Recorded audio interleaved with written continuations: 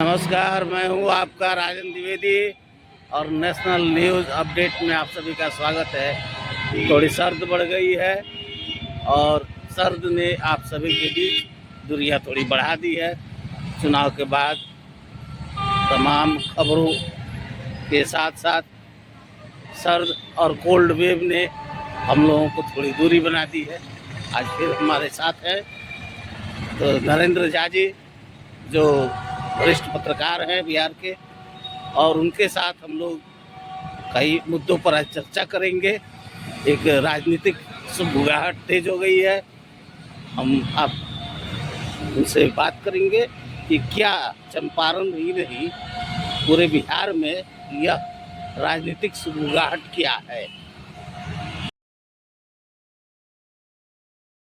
नमस्कार।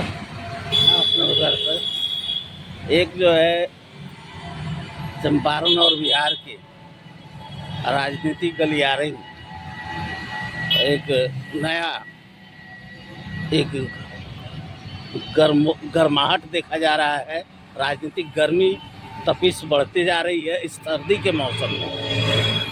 ये राजनीति के यहाँ के भीष्म पितामह कहे जाने वाले श्री राधा मोहन सिंह और उनको कभी मात देने की कोशिश करने वाले ढाका के पूर्व विधायक, इन दोनों दिल्ली में अमित शाह के दरबार में दिखाई दे रहे हैं, वो भी एक साथ। तो आपका क्या इस पर मानना है? यह क्या संकेत दे रहा है? यह ऐसा है राजन जी, पवन जायसवाल केवल विधायक नहीं है। पवन जायसवाल आ रहा है, वो अलग बात है। लड़ाई उसने करी दी है और संयोग से बहुत कम मतों से 178 मतों से उसकी हार हुई है। मामला ये नहीं है, मामला यह है कि पवन जायसवाल एक वैश्य समाज का बहुत बड़ा नेता है बिहार है। और वो केवल ढाका का विधायक जीत या हार नहीं, वो बिहार में वो जो है बिहार में उस वैश्य समाज में पैठ है और वो प्रदेश स्तर का वो नेता हो गया है और उसकी अपनी पहचान बनी है। पार्टी में भी वो मजबूत है। अब चर्चा राधा मोहन सिंह के साथ उनके आने जाने का हो रहा है, यह एक नई बात है। उनके बीच के दिनों में काफी दूरियां बढ़ गई थी इन दोनों में। अभी तक ये आरोप लगता रहा है कि राधा मोहन सिंह के साथ उनकी नजदीकी दूरी में बदल गई थी। राधा मोहन के साथ उनका बहुत अच्छा संबंध नहीं था, ऐसा लोग कहता है, आरोप लगाता है। मेयर चुनाव के दौरान जो है, मेयर चुनाव में ही इसका बीजारोपण करा। लेकिन एक बात गौर करने की है कि राधा मोहन सिंह भीष्म पितामह है, इसमें कहीं भी संदेह नहीं है। और राधा मोहन सिंह कभी भी पार्टी लीग से हटकर उन्होंने कभी काम नहीं किया और उनकी राजनीतिक सूझबूझ को कोई जो है चुनौती भी नहीं दे सकता है, इसको नकार नहीं नकार सकते। और ये नया जोड़ी जो है राधा मोहन सिंह और पवन जायसवाल का, यह वाकई चर्चा का विषय है। उनका तस्वीर जो आई है, लोगों को देखा है, उस पर तरह तरह की चर्चा हो रही है। हम आपकी वो तस्वीर भी दिखा रहे हैं, लेकिन जो दोनों केंद्रीय गृह मंत्री अमित शाह जी के साथ मुलाकात कर रहे हैं। हालांकि बिहार चुनाव के बाद यही दोनों भाजपा के यही दो कद्दावर नेता, एक भीष्म पितामह और वैश्य समाज के सबसे बड़े कद्दावर नेता के रूप में पवन जायसवाल को जाना जाता है। यह बिहार चुनाव के बाद मंत्रिमंडल गठन और शपथ ग्रहण समारोह के दौरान पटना में सबसे आगे दिखाई दिए, बधाई और शुभकामना देने वालों में। पवन जायसवाल सब जगह गए, जहाँ पवन जायसवाल दिखाई दिए वहाँ राधा मोहन सिंह भी दिखाई दिए। सम्राट चौधरी के दरबार में, तो नीतीश कुमार के भी दरबार में, प्रेम कुमार के भी दरबार में, वहाँ भी जो है, और कई सारे मंत्रियों के पास इन लोगों को देखा गया।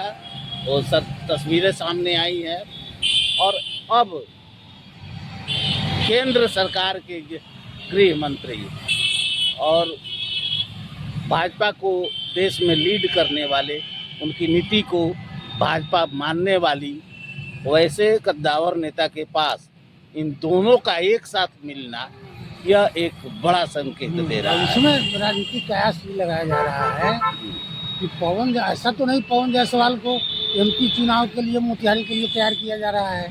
या राधा मोहन सिंह अपना वारिस नहीं तो उसको हाँ। बनाने वाले हैं, इसकी भी चर्चा हो रही है। यही यह बहुत बड़ी बात आ रही है हाँ, ये बात आ रही है। कि राधा मोहन सिंह के बाद यहाँ का सांसद कौन हो। हाँ, इसमें ऐसा लग रहा है कि राधा मोहन सिंह उसको प्रोटेक्ट कर रहे हैं इस बात को लेकर कि आप मेरे बाद मोतिहारी के सांसद बन सकते हैं। ऐसा अटकलें लगाई जा रही है। अटकलें लगाई जा रही इसमें कितना सच्चाई है वो तो समय बताएगा, हाँ लेकिन बाजार में या राजनीतिक जानकार लोग ये कह रहे हैं हाँ ये दोनों साथ हुए हैं, इसका कोई ना कोई माने जरूर। या तो पवन जायसवाल को कहीं किसी बड़े जगह पर सेट किया जाएगा, जी या राधा मोहन सिंह के उत्तराधिकारी के रूप में वो मोतिहारी स्थापित होंगे।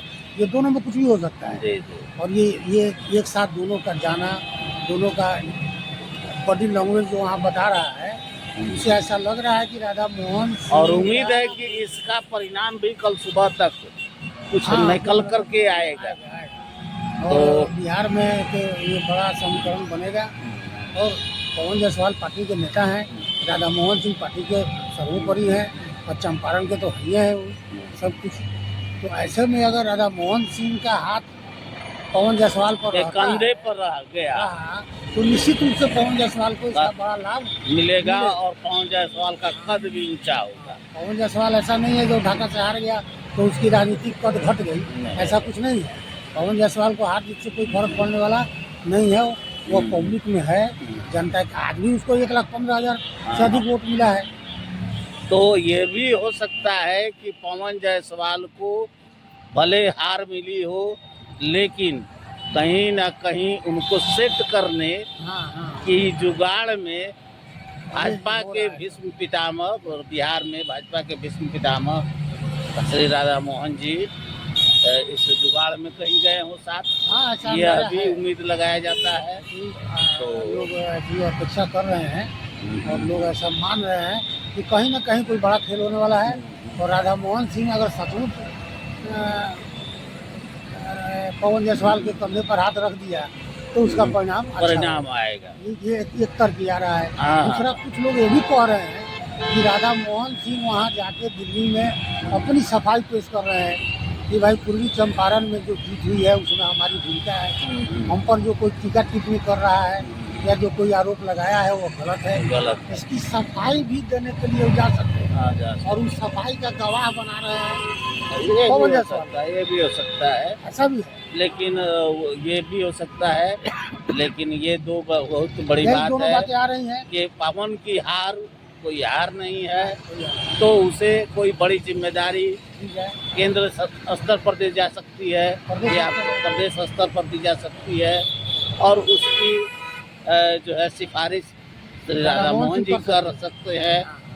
या अगला चुनाव सांसद का कौन होगा प्रत्याशी, तो ये भी कयास लगाए जा रहे हैं, तो उसमें भी भूमिका हो सकती है।